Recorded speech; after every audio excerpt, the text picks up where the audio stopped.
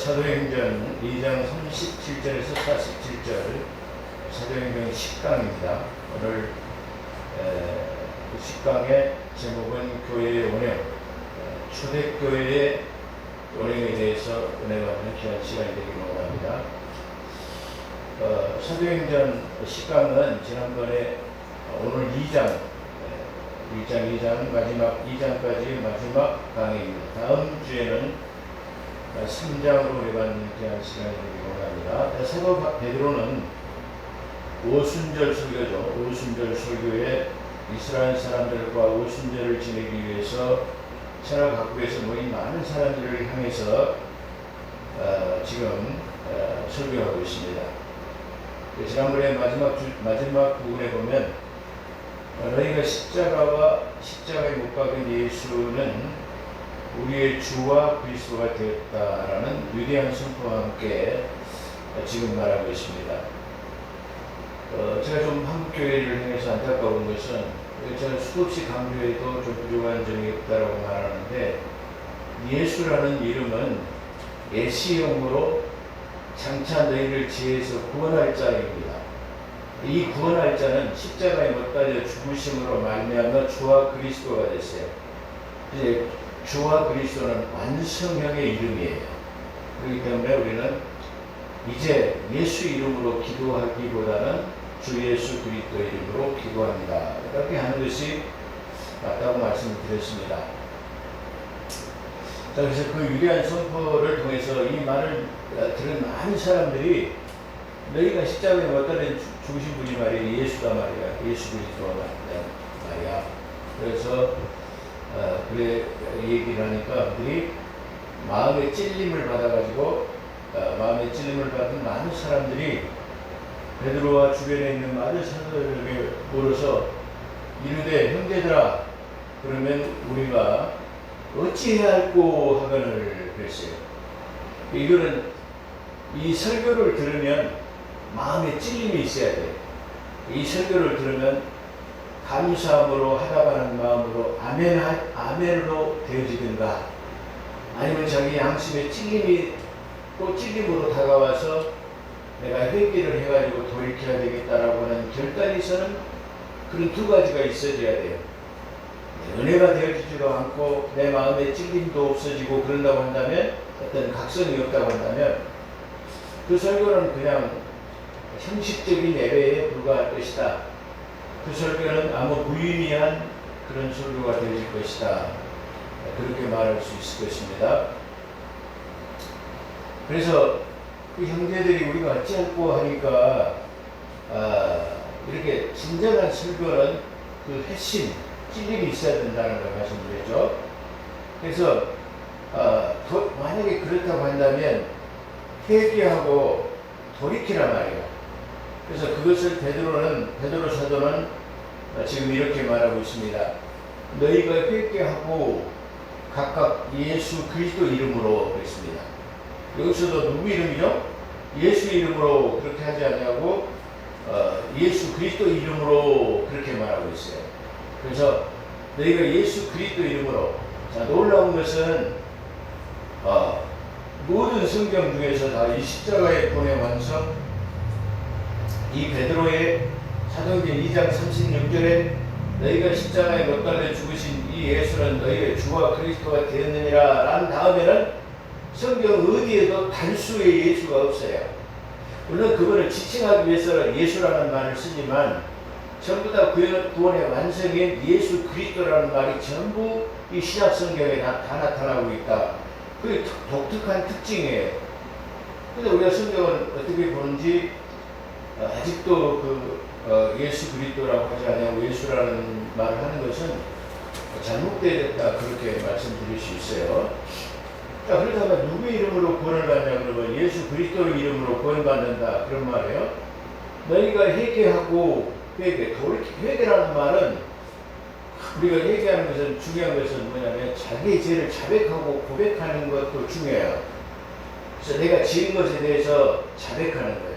주님, 제가 좀 어리석었습니다. 아니면 탐욕이 많았습니다. 제가 생각이 부족했습니다. 라고 하는 것을 자백하는 거예요.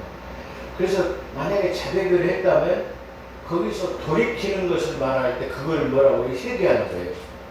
그래서 교회에서 가장 많이 쓰는 말, 아니 회개하시오 이렇게 말을 많이 하는데, 회개라는 말은 지금 내가 걷고 있는 길에서 돌이키는 거예요.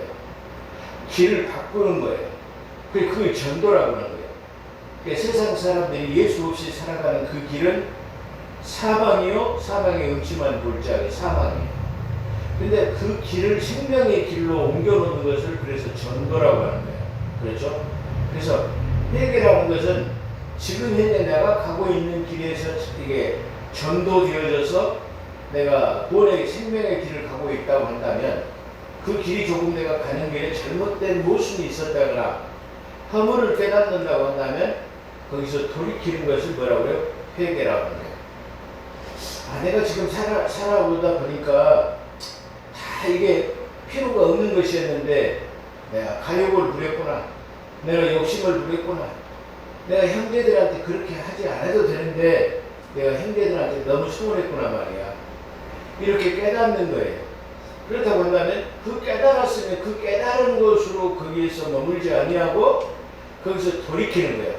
내가 형제한테 잘못했던 것을 깨달았으면 돌이켜서 형제한테 잘해야 되고, 내가 욕심이 많아고 남에게 부모에게 공경하지 못하고 그랬다고 한다면 뭐예요?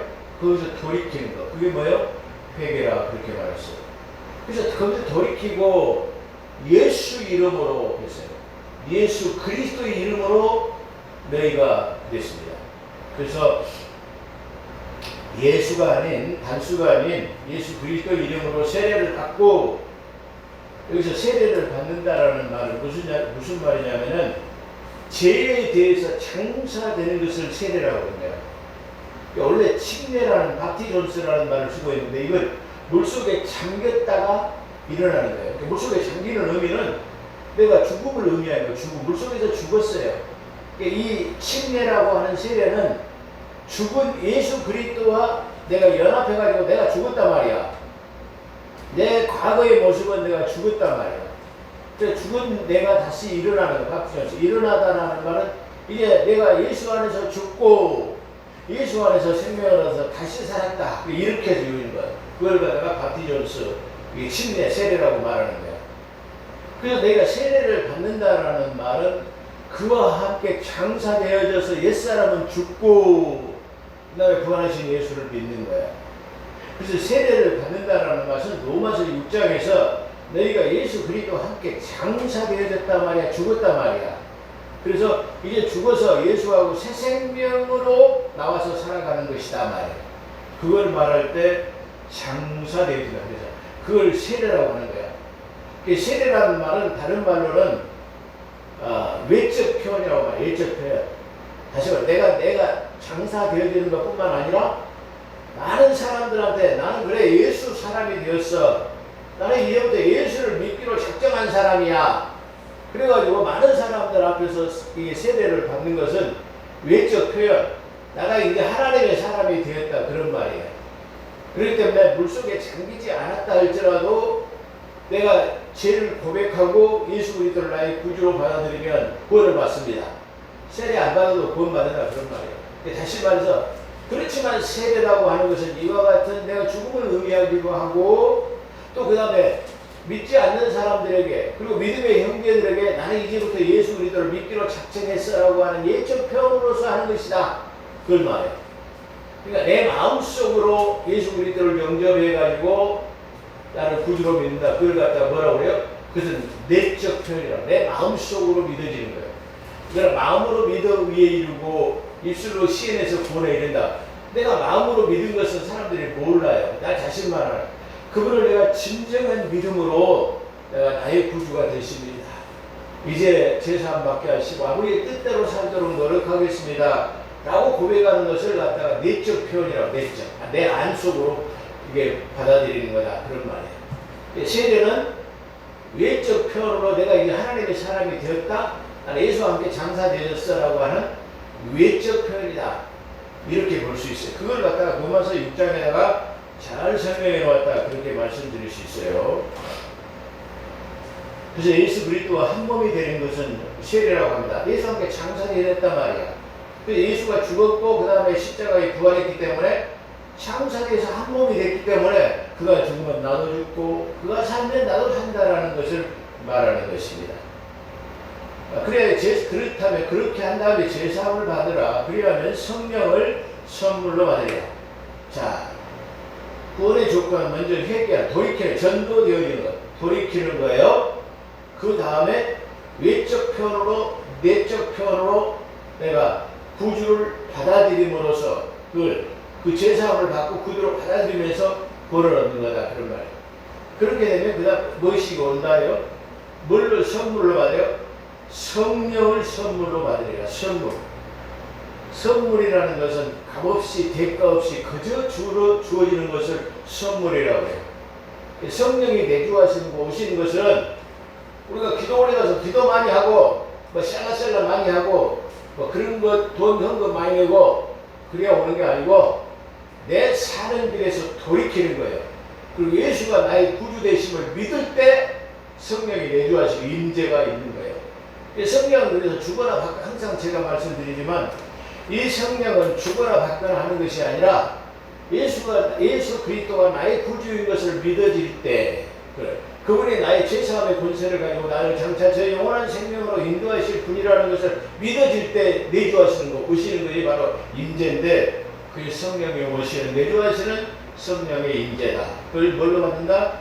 값없이 선물로 받는다. 로마서 2장 8절 9절에서 나와 있는 내용이죠. 선물로 받으리라.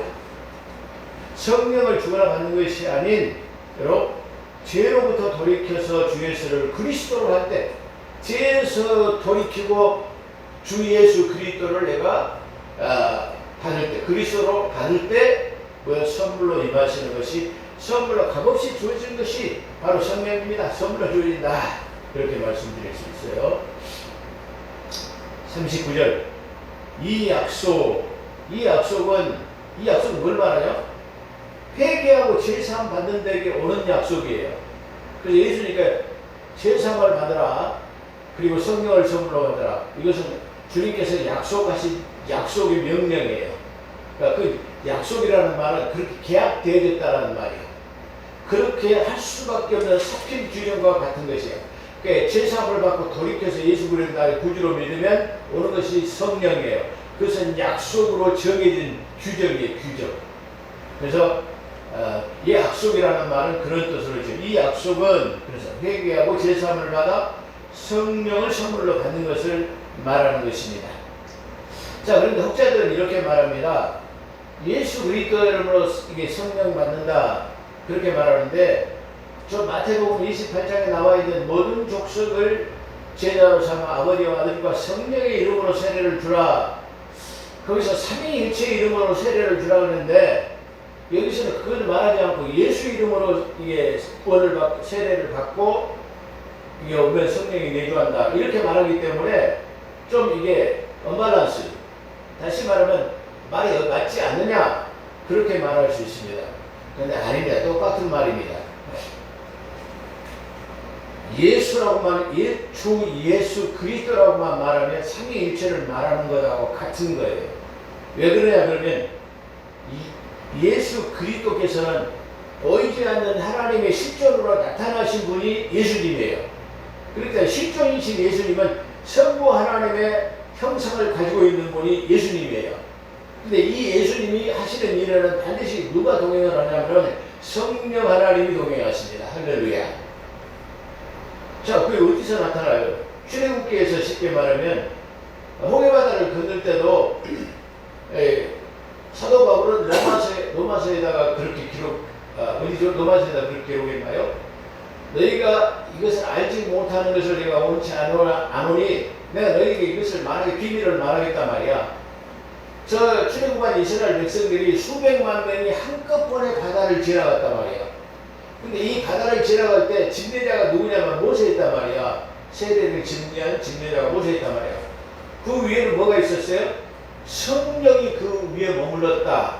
그래가지고 너희가 이 수백만이 단회적으로 이 세례를 받았다. 그런 말이에요. 그렇기 때문에 다시 말하면 마태복음 28장에서 모든 족속으로 제자를 삼아 아버지 아들과 성령의 이름으로 세례를 주라 그렇게 말해서도 성령이 하시는 일은 아들 예수 그리스도께서 하시는 일을 갖다가 보증하는 것이 성령이 하시는 일이에요.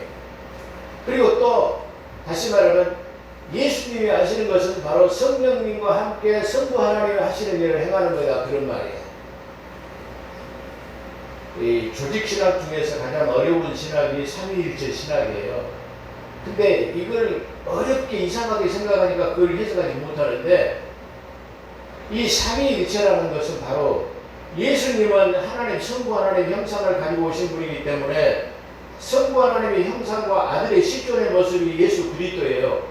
그럼 예수 그리스도가 하시는 일은 바로 뭐하고 같이 하신다? 성령 하나님이 항상 보증하시고 역사해서 성령이 뭐예요? 성령은 아버지의 영이자 아들의 영이신 분이 바로 성령이에요.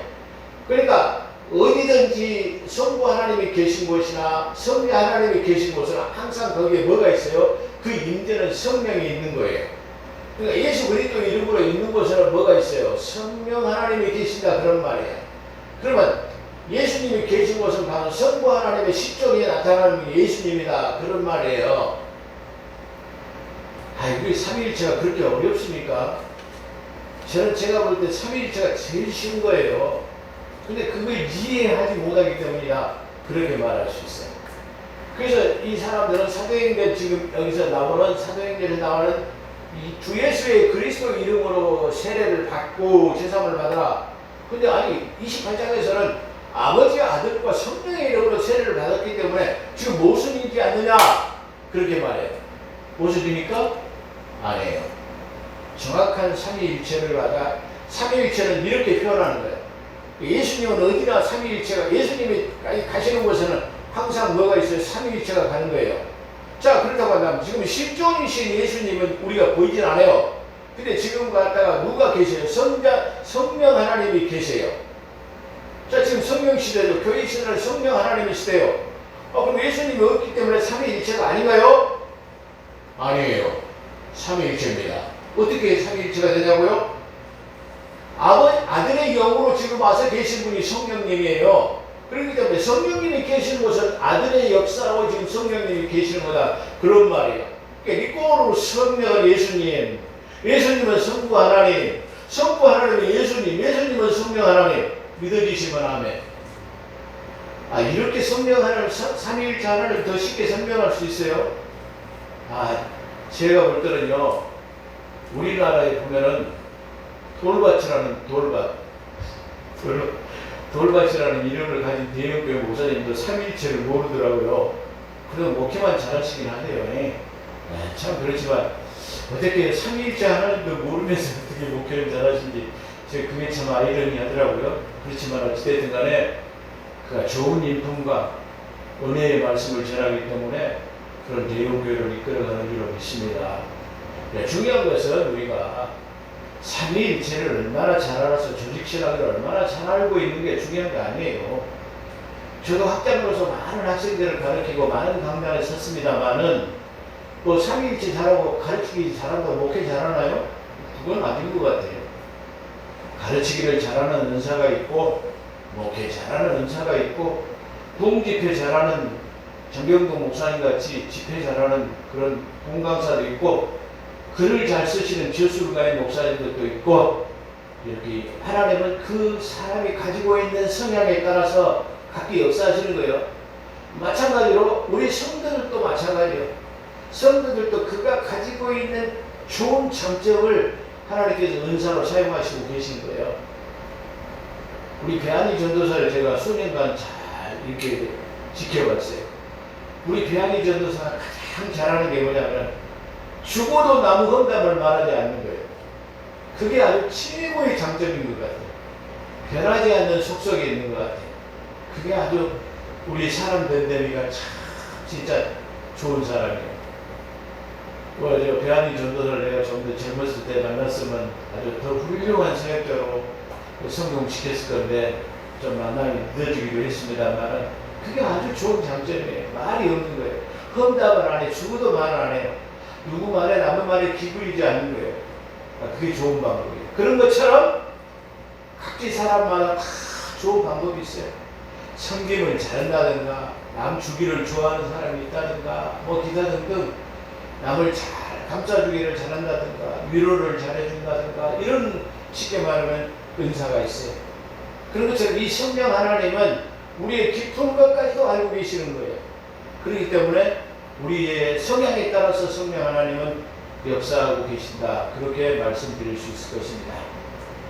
그래서 이 약속은 모든 사람들이 받을 수 있는 것을 말해. 모든 사람이 받을 수 있어요. 누구나 봐도 어떤 사람이든지 내가 회개하고 돌이켜서 예수를 구주로 받아들이면 성령을 선물로 받는 것은 어떻게 특별한 사람들에게만 정해진 것이 아니에요.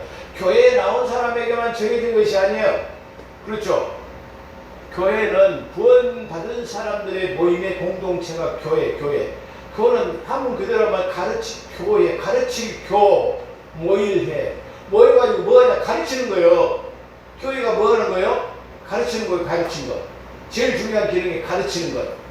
제일 중요한 것은 하나님을 경배하는 것에 대하는 것을 가르치는 것이 교회다. 그렇게 말해요. 이 교회는 구원받은 사람의 공동체예요. 또 구원받으려고 구도의 길을 가는 사람들이 교회 공동체다. 그렇지만 교회 공동체 안에 있다고 해서 다 완전히 거듭난 것은 아니다. 다 그렇게 말할 수 있어요. 우리는 역시 예수 그리스도 이름으로 구원을 받았지만 항상 죄에 대해서는 노출되어 있는 사람이기 때문에 교회 안에 그리스도인이라 할지라도 다시 말해 뭐 할 수 있어요? 범죄할 수 있다. 그런 말이에요. 그렇기 때문에 우리가 항상 남을 비난하거나 자만할 수는 없어요. 사람이 털어가지고 먼지 안 날 사람이 없는 것처럼 우리는 언제든지 죄에 대해서 노출될 수 있어요. 그러나 죄에 대해서 노출되지 아니하고 범하지 않으려면 어떻게 해요? 항상 기도하는 사람이에요. 항상 하나님의 말씀을 가까이 대하는 거예요. 그래야만이 그 말씀이 나를 살리는 것이다. 그런 말이에요.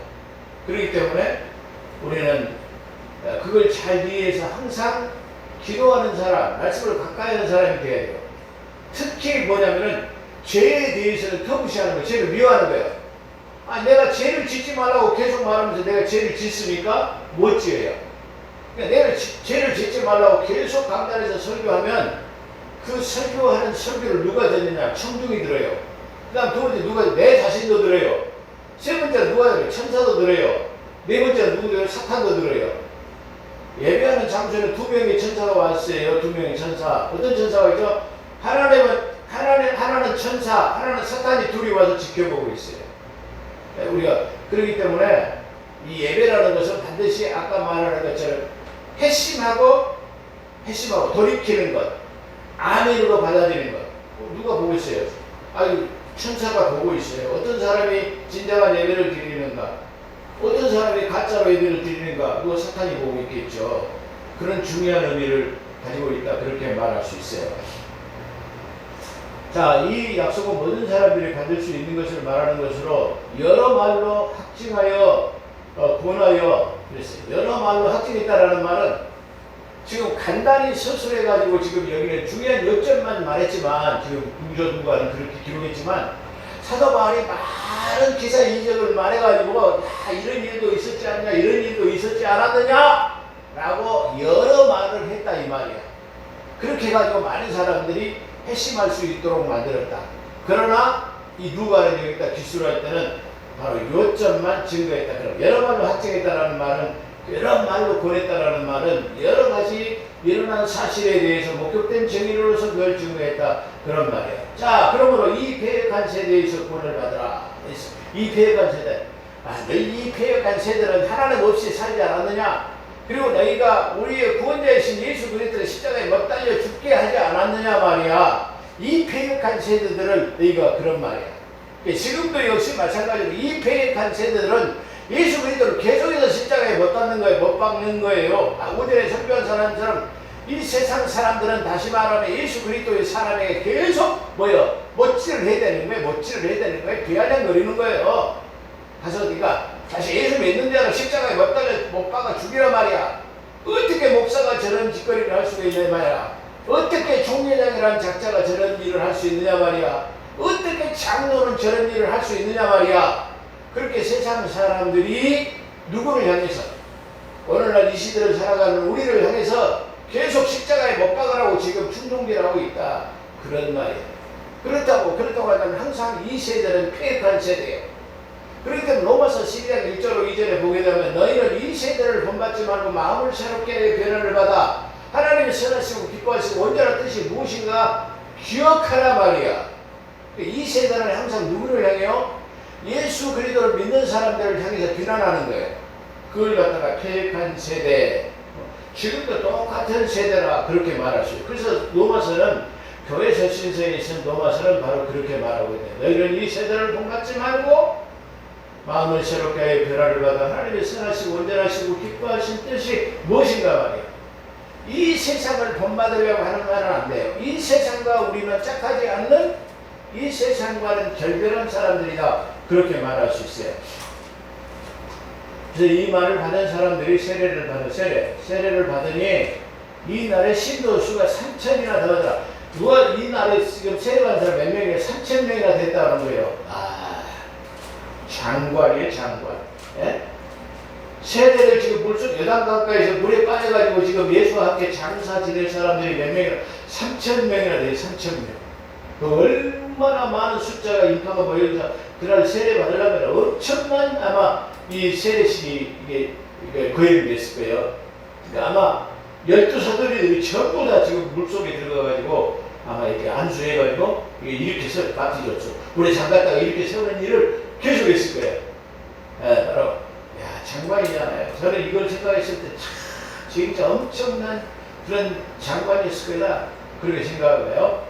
3천의 수가 더하더라 그런 말은 3,000명 이전에도 많은 사람이 있었다 그런 말이에요. 3,000명의 수가 더하더라는 말은 다시 기존에 있던 숫자에다가 3,000명이 더해졌다 그러네요. 3,000 몇백 명이 되었거나 그렇죠. 적어도 3,500명이 됐겠죠. 저 강남산에 올라가서 목격한 사람 말해도 500명이 넘었으니까 그러면 여기서 3,000명 세례를 받았으니까 막 세례 안 받은 사람도 있고 다음에 받기로 한 사람도 있고 이렇게 3,000명, 3,500명도 더 넘었을 거다 그렇게 볼 수 있다. 3,000명의 수를 더하더란 말이야. 3,000명 이전에도 많은 사람이 있었다는 걸 말하는 거예요. 그들이 사도들의 가르침을 받아 서로 교제에 떡을 떼고 기도하기를 힘쓰니라. 사도들의 가르침. 자, 사도들은 초대교회에 가르침이 있었는데 이 가르침이 뭐냐면은 서로 교제에 떡을 떼고 기도에 힘쓰니라고 해요. 여기서 떡을 뗀다라는 말은 특별한 의미를 가지고 있어요. 우리 떡 뗀다 하니까 뭐 먹고 마시는 거, 커뮤니케이션 뭐 이런 걸 생각할 수 있는데 떡을 뗀다라는 말은 우리가 예수님의 십자가의 이게 사건 6월절에 어린 양으로 잡히시기 전날 성만찬식이라고 하는 6월절 예식을 지냈어요. 6월절 예식을 지내면서 떡을 떼어서 주면서 뭐라고 했어요? 자, 이 떡은 받으라 말이야. 이 떡은 내 몸과 같은 것이야. 그런 말이에요. 떡을 뗐다는 말은 이게 아주 중요한 말입니다. 이스라엘 백성들은 무엇과 함께 출발했느냐면 6월절에 어린 양의 예식을 통해 가지고 이 어린 양의 고기를 먹고 그 피를 문설주에서 발음으로 출발했던 민족, 가나안 땅으로. 그래가지고 저 어린 양의 고기를 먹음으로 피를 몸에 발음으로 출발한 민족이 이스라엘 민족이에요. 6월절에 예수님의 성만찬식을 통해 가지고 내 떡을 받으라, 내 몸이다 말이야. 내 피를 받으라 말이야. 이게 내 몸의 피다 말이야. 그래서 이 떡을 뗀다라는 말은 내가 내 몸을 너희에게 주는 거다 말이야. 그런 말이야. 떡을 받는다라는 말은 내가 성찬에 참여한다. 그런 말이야. 6월절인 이스라엘 백성들도 6월절로 출발한 민족이요. 오늘날 그리스도인들도 예수 그리스도의 6월절 전날의 성만찬식을 통해 가지고 출발한 사람이 누구냐? 오늘날 그리스도인이다. 그런 말이야. 그래서 어떻게 보면 이스라엘의 유대 민족도 오늘날 이 시대를 살아가는 그리스도인들도 똑같은 의미를 가지고 있는 거예요. 그래서 떡을 뗀다라는 말은 예수 그리스도의 성찬에 참여하는 사람이다. 그런 말이야. 예수의 십자가의 짐을 나도 받는다. 그런 의미를 가지고 있다. 그런 말이에요. 그래서 이것을 그래서 떡과 음식이라는 떡과 밥을 구별하는 내용으로 여기에 잘 나타났어요. 그래서 성경을 잘 음미하라, 성경에 남아있는 뜻을 잘 기록하라. 주님께서 그래서 말하실 때 내가 주는 떡은, 그래서 그 떡을 나눠주시면서 떡이라는 말을 사용하고 있다. 아주 그 특이한 의미다, 그렇게 볼 수 있어요.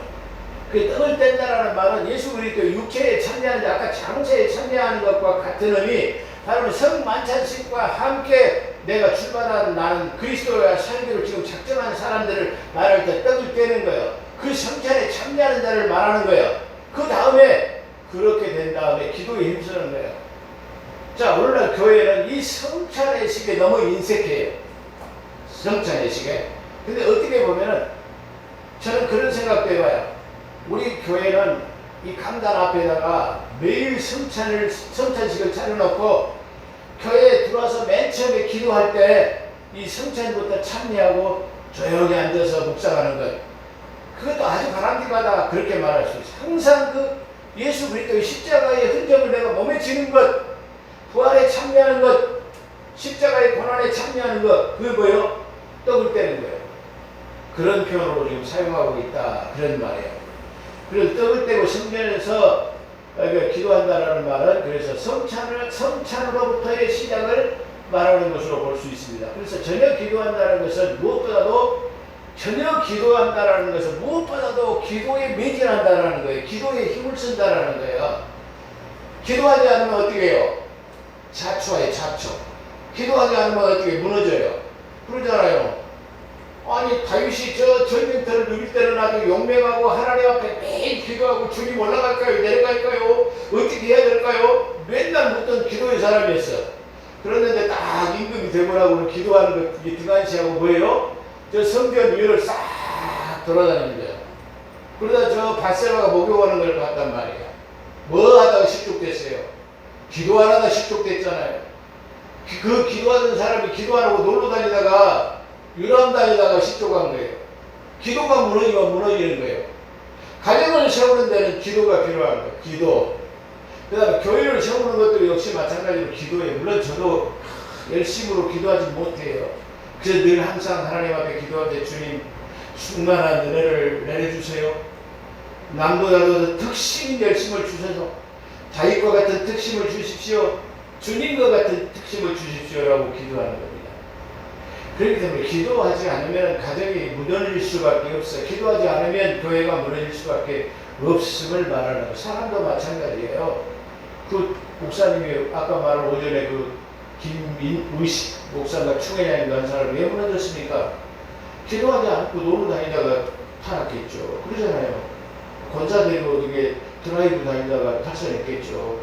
탈선을 목적했어요? 못했어요. 저는 오전에도 말했지만 30분 가지고 모텔에 들어갔다 나왔는데 그 불진을 저질렀다고 볼 수 있겠어요?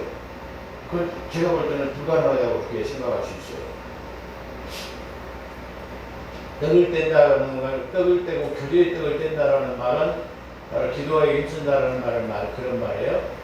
교제는 믿음 안에서의 일체감을 말, 교제, 커뮤니케이션. 교제라는 말은 교회 안에서 서로 소통에 있는 일체감을 말하는 하나님의 공동체를 나타내는 말입니다. 그래서 오늘날 이 교회, 초대교회의 운행에 따라서 교회라는 것은 커뮤니케이션이라고 하는 바로 하나됨의 공동체가 되어야 된다는 말이에요. 떡을 떼는 것은 성만찬 석상에서 떡을 떼고 성찬으로 시작하는 것을 자세히 서두에 설명했죠. 시작하는 것을 말하는 것으로 볼 수 있습니다. 전혀 기도에 힘쓰는 것은 무엇보다도 기도에 매진하는 것을 말하는 것입니다. 사람마다 두려워하는 것은 사람마다 두려워했어요. 왜 두려워했죠? 사도들에게 나타나는 표적 때문에 놀랐어요. 그죠? 심지어 사도행전 5장에는 아나니아 삽비라가 헌금을 갖다 거짓말로 속여가지고 죽어버렸어요. 이런 일들이 막 그냥, 그리고 사람도 막 안진병도 일어나고 막 봉사도 눈을 뜨고 막 이런 이게 기사가 이죠. 죽은 다리다도 일어나고 막 이런 일들이 일어나니까 무슨 일들이 저런 놀라운 일들이 저렇게 일어날 수 있냐? 이런 것 때문에 두려워했다는 거예요. 교회가 뭐 때문에 이런 일이 일어나죠? 떡을 떼고 기도에 전념했기 때문에 주님께서도 금식과 기도 외에는 이런 이유가 나가지 않는다. 교회가 능력을 일어나는 거예요. 능력이 일어나지 않는 이유가 뭐죠? 기도하지 않기 때문에 그런 능력이 일어나지 않는 거예요. 오전에 말했지만 뭐 크리스찬 치유학교라는 뭐 정책이라는 목사가 하나님의 음성을 듣고 그 치유대학교를 세웠다고 해요. 아, 참. 그런 사람 말 한마디에 수십억이 모여가지고 대학교를 세울 수 있었다는 게 참 저는 기적이다 그렇게 생각해 볼 수 있어요. 네, 치유와 기적은 어떻게 나타나느냐? 금식과 기도 외에는 나타나지 않습니다.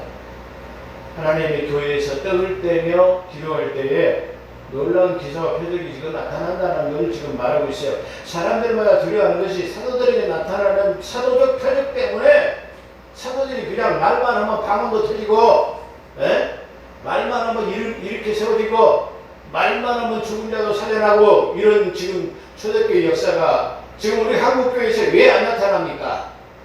바로 이와 같이 떡을 떼는 성만찬이 필요하다는 말이에요. 그리고 성만찬에 참여한다라는 그런 의식을 가진 성도가 적어지기 때문이다 그런 말이에요. 전혀 기도에 매진하지 않기 때문에 능력을 잃어가는 거다. 그 기적이 나타나지 않고 치유의 역사가 나타나지 않고 있다 그런 말이에요. 어떤 이찬수 목사가 저는 그런 사람 시시껄렁 제가 표현할 때 대단히 죄송합니다만은 그 시시껄렁한 사람들이 저는 설교를 안 들어요. 근데 제목을 보니까 뭐라고 하냐면 가장 답답하고 힘들 때 기도하는 방법 그렇게 나타났다고 해요. 그 제목이 그런 제목을 썼을 때 속으로 웃었어요. 가장 답답하고 힘든 기도하는 방법이 있습니까? 돌파하는 방법이 있습니까? 없어요. 그럼 어떻게 하라고요? 그냥 울어요. 가장 답답하고 힘들면 교회 나와서 기도됩니까? 안 돼요. 나는 가장 답답하고 힘들면 그냥 하나님 앞에 와서 울어. 뭐라고 말이 안 나와요. 울어요. 어린아이가 자기 마음대로 안 되고 그냥 엄마 아빠한테 뭐예요? 막 땡깡을 부려. 땡깡을 부려가지고 내라 하고 막 물어버려요. 막 그냥 우는 거예요. 그냥 그러면 아가 왜 우냐? 울지마 엄마가 해줄게. 그러잖아요. 가장 답답하고 힘들면 우십시오. 그게 답이에요. 뭐 다른 답이 있어요? 없어요. 저는 가장 답답하고 힘들면 기도도 안 돼요. 그러니까 와서 어떻게 울어. 하나님 앞에 울어요. 주님 왜 저한테 이런 상황이 일어납니까? 저는 따지지도 못해요. 묻지도 못해 따지지도 못해. 그냥 울어요. 답답하면 우십시오. 묻지도 마시고 따지지도 마시고 그냥 울어요. 뭐 이순재인가 그 사람이 보험 설교할 때 묻지도 않고 따지지도 않고 받아주는 보험이 있다고요. 답답한 걸 돌파할 수 있는 방법은 없어요. 가장 답답하고 힘들 때 돌파할 수 있는 것은 그냥 우는 거예요. 다윗처럼 침상이 젖도록 우는 거예요.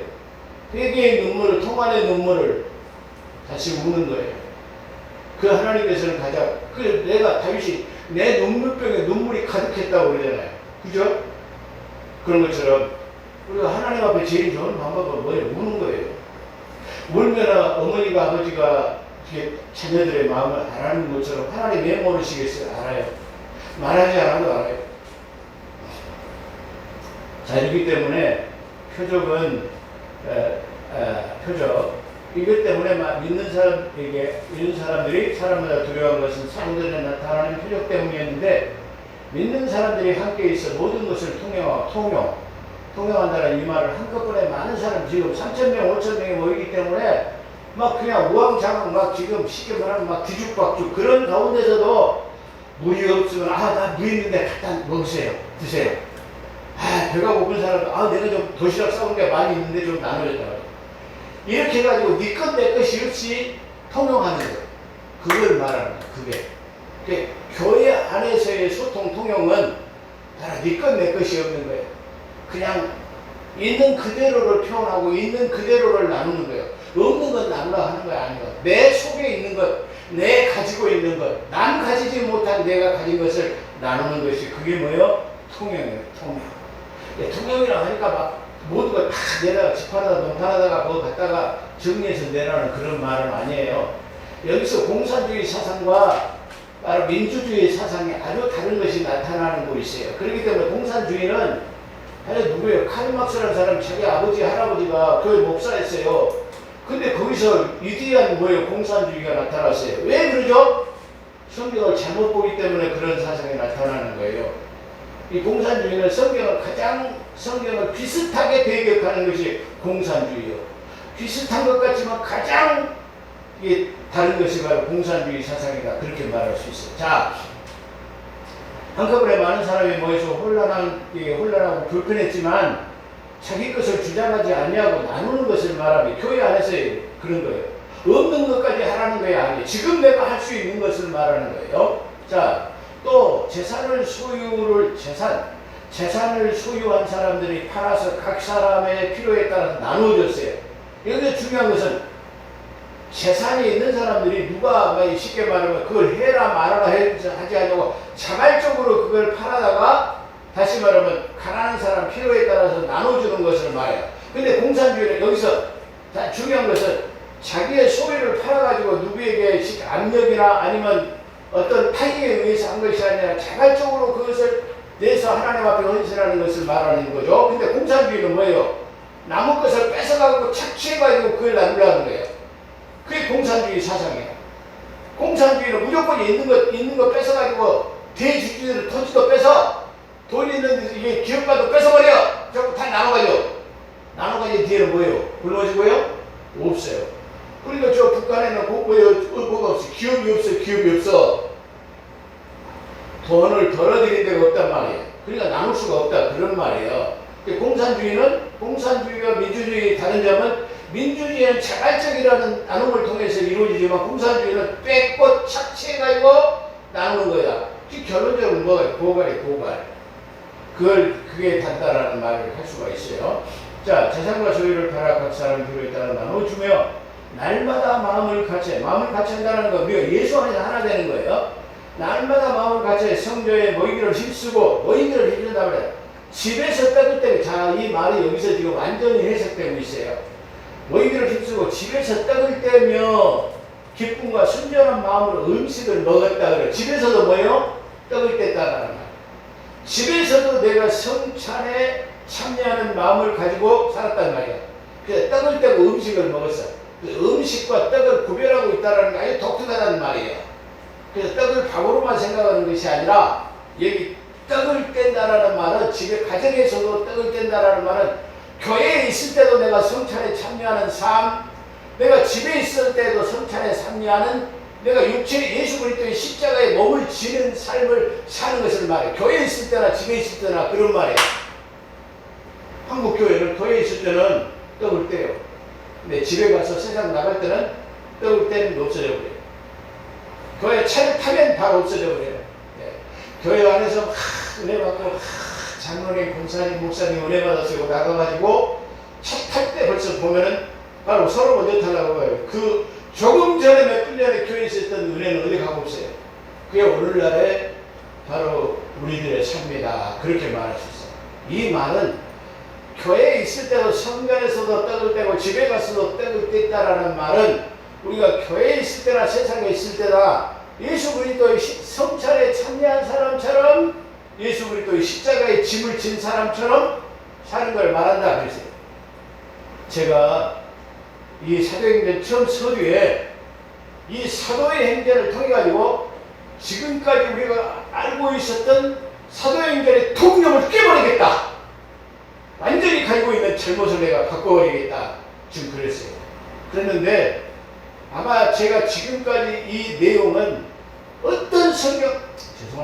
어떤 사람들이 성경 해석자나 어떤 사람들이 물론 저보다 더 우월한 사람들도 있어요. 더보다 월등한 다시 말하면 해석을 내놓은 사람도 있을 거예요. 그렇지만 지금 이 한 권의 책을 통해 가지고 우리의 교회의 사상과 우리의 신앙의 사상을 완전히 탈바꿈할 수 있는 그런 계기가 되었으면 좋겠다. 그런 생각을 한번 해봤다는 걸 그런 것 때문이다. 그렇게 말할 수 있어요. 그래서 자기 소유를 팔아 각 사람의 필요에 따라 나눠주고 날마다 마음을 갖춰 성전에 모이기를 힘쓰고 집에서도 떡을 떼며 기쁨과 순전한 마음으로 음식을 먹고 그래서 집에서도 떡을 뗐다는 말은 집에서도 성찬에 참여한 것 같은 거룩한 모임이 있었다 그런 말이에요. 그래서 마음의 음식을 먹고 하나님을 찬미하며 찬미 길이 찬 아름다운 미 그런 말이죠. 하나님의 아름다운 덕을 선전했다 그런 말이죠. 온 백성에게 칭송을 그러니까 어떻게 하죠? 누구에게? 온 백성들에게 뭘 받아요? 칭송을 받아요. 우리 한국교회가 지금 칭송을 받아요? 못 받아요? 못 받죠. 왜 그러죠? 여기서 말하는 대로 초대교회가 그렇게 하지 않으니까요. 성전에서 기도하고 떡을 떼고 집에서도 기도하고 떡을 떼고 오히려 순전한 마음으로 하나님을 찬미하는 것이 없기 때문에 그런다고 말이에요. 또 교회의 능력이 나타나지 않게 아까 말한 것처럼 교회 안에서의 치유와 회복이 나타나지 않아요. 그러니까 오늘날 하나님의 성령은 역사하지 않은가 이렇게 생각하는 거야. 그래서 오늘날 사람들이 그건 초대교회에서나 성령이 있을 때에 나타나는 표적들이야. 그렇기 때문에 지금은 안 나타나. 뭐하고 있어요? 공갈하고 있네. 거짓말이에요. 지금도 부족한 것이 있다고 한다면 그런 것들이 부족하다 그렇게 말할 수 있어요. 온 백성에게 칭송을 받으니 주께서 구원받은 사람이 날마다 더하게 하시냐. 날마다. 지금 3,000명이 세례를 받고 그 수를 더했는데 3,500명 정도나 됐는데 4장 4절에 보니까 남자의 수만 5,000명 했다 그런 말이에요. 자 그러면 지금 한 이틀 만에 성도의 수가 얼마예요? 8,000명이 8,000명. 근데 여기서 중요한 건 남자의 수만 5,000명이라고 그랬어요. 남자 말고 여자, 어린아이 이렇게 합하면 엄청난 수가 모였을 거다. 그래서 예루살렘 초대교회 성도 수를 항상 사람들이 8,000명으로만 말하는데 아니잖아요. 남자 여자 수가 가지고는 이게 몇만 명이 될 수도 있는 그런 숫자다. 그렇게 말할 수 있어요. 우리나라 교회들도 몇만 명이 있는 교회들이 많더라고요. 그 유튜브에 보니까 6위부터 10위까지 교회를 말하더라고요. 나는 그렇게 큰 교회 우리 한국에 그렇게 많은지 몰랐어요. 6위에 든 교회가 뭐냐면은 저 오카는 목사님이 이게 그 창립한 사랑의 교회인데 그 사랑의 교회가 지금 오정현 목사님이 시부하시는 교회예요. 근데 지금 성도 수가 74,000명이에요. 74,000명인데 왜요? 예, 그 몇이나 된다고요? 6위밖에 안 돼요. 인천 주한 장로교회가 72,000명으로 7위가 그래요. 이렇게 해가지고 10위까지 오는 교회들이 엄청나게 많더라고요. 그래서 1위부터 5위까지는 어떤 교회가 그렇게 제가 곰곰이 한번 생각을 해봤어요. 1위는 당연히 순복음 교회였고 2위는 어디죠? 성결 감리교회, 대한예수교회 감리교회 제일 큰 교회 있죠. 아마 그 교회가 아닌가 그렇게 아마 측만해봤습니다. 근데 이렇게 힘 있는 교회가 있다는 건 예루살렘 교회가 힘이 있어진 것은 바로 이렇게 많은 사람들이 모여있기 때문에 힘 있는 교회가 아닌가 그렇게 생각이 됩니다. 우리 한국 교회들이 수많이 모이는 힘 있는 교회들이 이런 초대교회의 온행으로 들어가가지고 정말로 많은 사람들에게 칭송받는 우리 한국교회가 되기를 주의 축원합니다. 기도하겠습니다. 거룩하시고 자비로우신 하나님 부족한 종이 사도행전 1장에 의해서 또 2장까지 강의를 바쳤습니다. 하나님 교만하고 자만하지 않게 하시고 하나님의 의도를 드러내는데 부족함이 없도록 충만하신 은혜를 부어주시며 앞으로 3장을 강의할 때도 더 충만한 은혜 하나님의 기쁜 것까지 통달해서 증거하는 하나님 주의 종으로서 아버지 복을 내려 주시옵기를 간절히 바라고 합니다. 오늘도 함께 하신 것 감사하며 우리 구주 예수 그리스도 이름으로 감사하기도 드리옵나이다. 아멘.